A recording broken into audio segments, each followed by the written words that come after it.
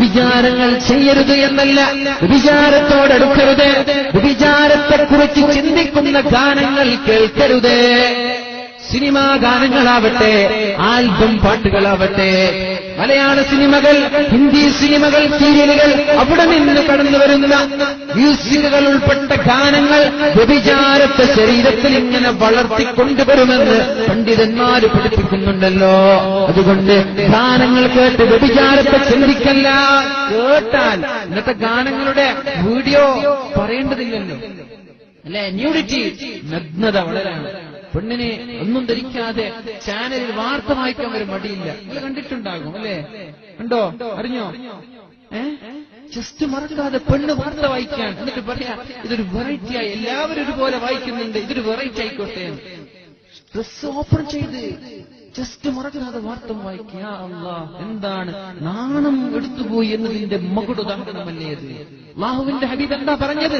ഇദാ കാന ആഖിറുസ് സമാൻ, അവസാന കാലഘട്ടം വന്നാൽ യർഫഉല്ലാഹുൽ ഹയാഅ മിനൻ നിസാ, പെണ്ണുങ്ങളിൽ നിന്ന് അല്ലാഹു ലജ്ജയെ ഉയർത്തിക്കളയും.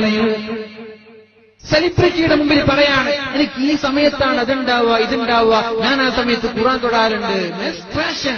ആളുകൾ പറയാൻ മടിക്കുന്ന, ആളുകൾ മറഞ്ഞു നിന്ന് ഭക്ഷണം കഴിക്കുന്ന, നോമ്പുണ്ടെങ്കിൽ വീട്ടിലെ മറ്റുള്ളവർക്ക് ആർക്കും അറിയില്ല, ഒളിച്ചു നിന്ന് അടുക്കളയിൽ നിന്നോ എവിടെ നിന്നെങ്കിലും ഭക്ഷണം കഴിക്കണ്ടേ, ലജ്ജ. അത് നമ്മുടെ പെണ്ണുങ്ങൾക്കുണ്ട്. ചില പെണ്ണുങ്ങൾ ചാനലിൽ നിന്നിട്ട് പറയാൻ നിങ്ങൾ കണ്ടിട്ടുണ്ടാകും, ഉളുപ്പില്ലാത്ത വർഗങ്ങള്, എനിക്ക് ആ സമയത്താ ഉണ്ടാവുക, അതുണ്ടെങ്കിൽ ഞാൻ ഖുർആൻ തൊടാറുണ്ട്, ഞാനതിന് മൈൻഡ് ചെയ്യാറില്ല, എനിക്കത് അശുദ്ധമായി തോന്നിയിട്ടില്ല. യാ അല്ലാഹ്, നമ്മുടെ നാട്ടിൽ നടക്കുന്ന സംസ്കാരമാണ്. ഒരു ഉളുപ്പ് വേണ്ടേ?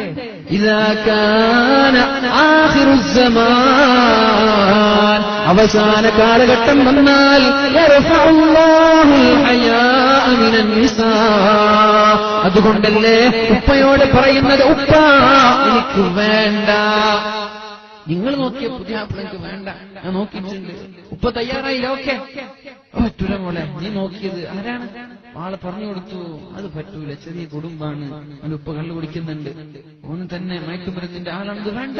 അങ്ങനെ പറയുമ്പോഴേക്കും പെണ്ണ് പറഞ്ഞു, ഉപ്പ അത് പറ്റൂല, ഞാൻ 2-3 വർഷമായി പ്രണയിക്കുന്നു, എന്റെ ശരീരത്തിന്റെ ഡെപ്തിൽ, ആഴത്തിലെത്തിയിട്ടുണ്ട്, അതുമാത്രമല്ല ഞാൻ 2-3 പ്രാവശ്യം ലോഡ്ജിന്റെ കൂടെ താമസിച്ചിട്ടുണ്ട്. യാ അല്ലാഹ്, നമ്മുടെ നാട്ടിൽ നടക്കുന്ന വർത്തമാനങ്ങൾ ഇത്, ഐ ആം നോട്ട് ജോക്കിംഗ്, ഇത് തമാശയല്ല, നടക്കുന്നുണ്ട് നമ്മുടെ നാട്ടിൽ. നിങ്ങൾക്ക് കണ്ടവർക്കറിയാം, കേട്ടവർക്കറിയാം, വായിച്ചവർക്കറിയാം, മനസ്സിലാക്കിയവർക്കറിയാം.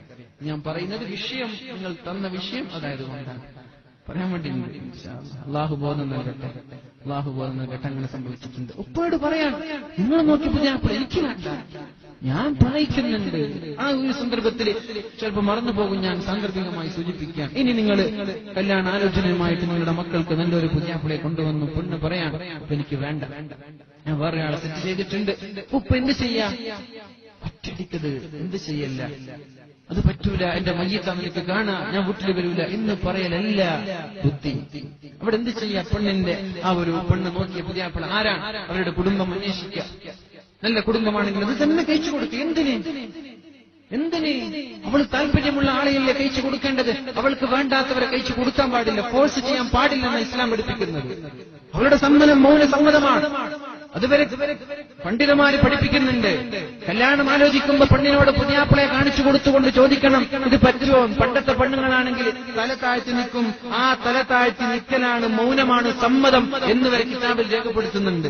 മനസ്സിലാകുന്നില്ല? പണ്ടത്തെ പെണ്ണുങ്ങളാണെങ്കിൽ താഴ്ത്തു നോക്കി നിൽക്കും, അത് തന്നെയാണ് സമ്മതം. ഇന്നത്തെ പെണ്ണുങ്ങളാണെങ്കിൽ എനിക്ക് പറ്റൂല, മുഖം നോക്കി തന്നെ പറയും, പുതിയാപ്പിളോട് തന്നെ പറയും, എനിക്ക് നിങ്ങളെ വേണ്ട, എനിക്ക് വേറെ ആൾ ഇഷ്ടമാണ്. അറിയില്ലേ? പറഞ്ഞിട്ടില്ലേ? ആയിരക്കണക്കിന് സംഭവങ്ങൾ, ഒന്നൊന്നുമില്ല.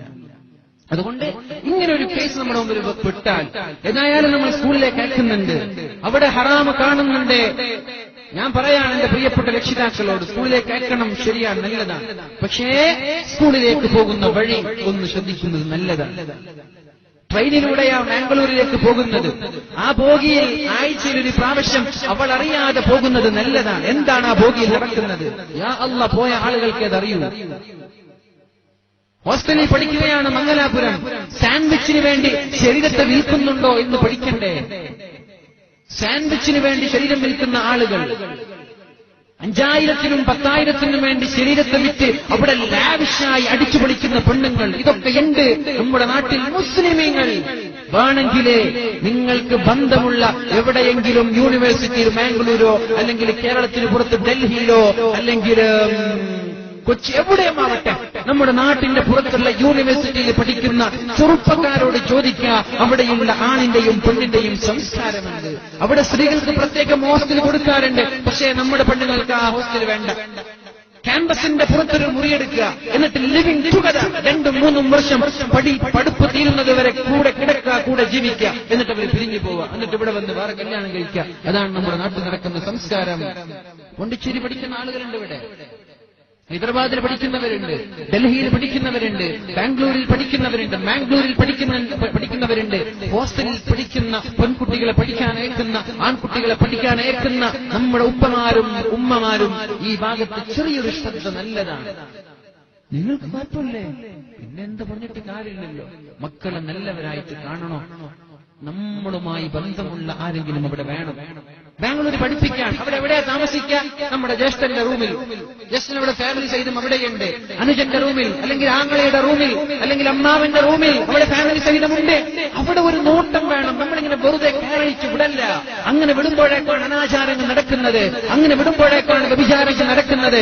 അങ്ങനെയാണ് ഇഷ്ടപ്പെട്ട് ബന്ധപ്പെട്ട് എല്ലാം കഴിഞ്ഞ് ഉപ്പ ഇങ്ങനെ ആലോചനയുമായി പ്രപ്പോസലുമായി കടന്നു വരുമ്പോ, ഉപ്പ എനിക്കാളെ പറ്റുന്നത്, ഞാൻ വേറൊരാളായിട്ട് ഇഷ്ടമാണ് അത് പറയുന്നത്. അങ്ങനെ പറഞ്ഞാൽ മുസ്ലിമാണോ എങ്കിൽ ഈ പെണ്ണ് പറയാണ്, ഞാൻ സൂയിസൈഡ് ചെയ്യും, ഞാൻ ആത്മഹത്യ ചെയ്യും, അല്ലെങ്കിൽ ഞാൻ ഒളിച്ചോടും എന്നൊരു സാഹചര്യം വരുമെങ്കിൽ ഇതെന്നെ കഴിച്ചു കൊടുക്കുക. മുസ്ലിമാണോ?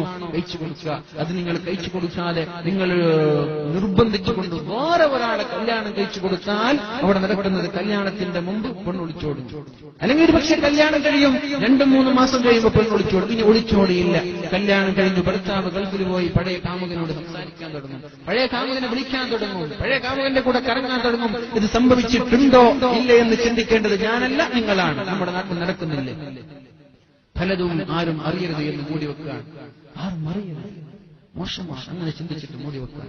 അള്ളാഹു ബോധം നൽകട്ടെ, അള്ളാഹു നമ്മൾക്ക് ബോധം നൽകട്ടെ. ഞാൻ പറയാൻ, അതുകൊണ്ട് ഇങ്ങനെ ഒരു കേസ് നമ്മുടെ മുമ്പിൽ വന്നാൽ, പെണ്ണ് പറയാൻ എനിക്ക് വേണ്ട എന്ന് പറഞ്ഞാൽ അത് അന്വേഷിച്ച് ഇനി ഒരു ഹിന്ദുവിനെയാ അല്ലെങ്കിൽ ഒരു ക്രിസ്ത്യനെയാ വേണ്ടത് എങ്കിലോ നിങ്ങൾ സപ്പോർട്ട് ചെയ്യല്ല, നിങ്ങൾ കഴിച്ചു കൊടുക്കല്ല. നല്ലൊരു കൗൺസിലറുടെ മുമ്പിൽ കൊണ്ടുപോവുക, നല്ലൊരു കൗൺസിലറുടെ മുമ്പിൽ കൊണ്ടുപോവുക, സൈക്കാട്രിസ്റ്റിന്റെ മുമ്പിൽ കൊണ്ടുപോവുക. എന്നിട്ട് അവർക്ക് നല്ലൊരു കൗൺസിലിംഗ് നടത്തുക. അവരിതിൽ നിന്ന് മാറ്റാൻ ശ്രമിക്കുക. മാറ്റാൻ ശ്രമിച്ച് മാറുന്നില്ലേ, നിങ്ങളുടെ 2 കണ്ണുകൾ എന്നും അവരുടെ കൂടെ ഉണ്ടാവുക. ഈ അടുത്ത് പയ്യന്നൂർ ഭാഗത്ത് മുബഷിറ എന്നൊരു പെൺകുട്ടി പൂജാരിയുടെ കൂടെ ഒളിച്ചോടിയിട്ടുണ്ട്.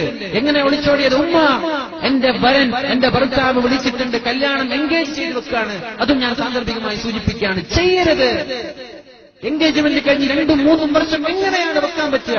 എത്ര അബോർഷനാണ് നടക്കുന്നത്, എത്ര പ്രഗ്നൻസിയാണ് നടക്കുന്നത്? നിങ്ങൾ ആലോചിച്ചിട്ടുണ്ടോ ഈ കാര്യങ്ങള്?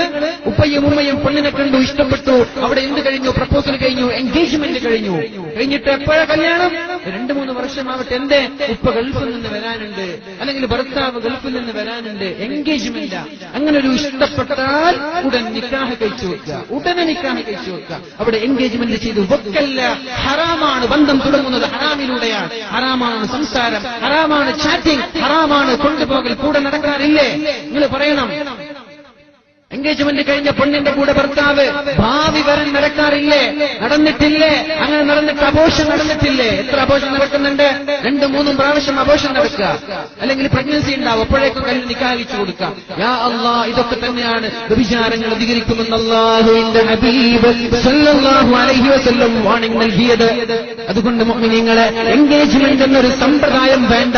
അങ്ങനെ ഉണ്ടെങ്കിൽ ഉടനെ തന്നെ നിക്കാഹ് കഴിക്കണം, നിക്കാഹ് കഴിക്കണം.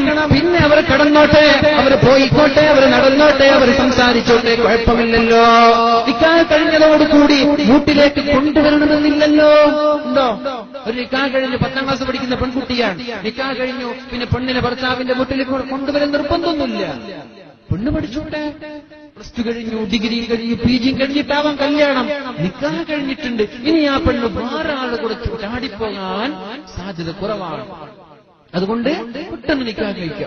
ആൺകുട്ടികളോടൊക്കെ പറയാൻ, പുറത്ത് പഠിക്കാൻ പോകുന്ന കുട്ടികളുണ്ടാകും, ബോംബെയിലും പുറത്തൊക്കെ, ഡൽഹിയിലൊക്കെ.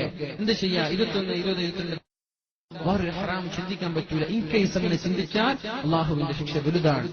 അള്ളാഹു നമ്മൾക്ക് ബോധം നൽകട്ടെ, അള്ളാഹു നമ്മളെ രക്ഷപ്പെടുത്തട്ടെ.